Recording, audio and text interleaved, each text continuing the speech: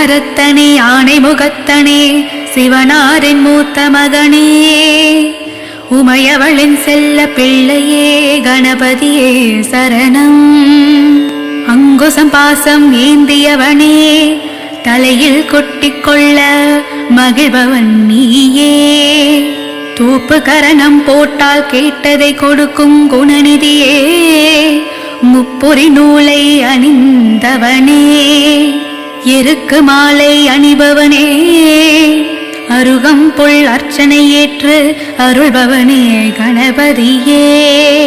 சங்கடம் நீக்கிடும் சங்கடஹர கணபதியே சதுர்த்தி விழா காணும் சதுர்த்தி கணபதியே.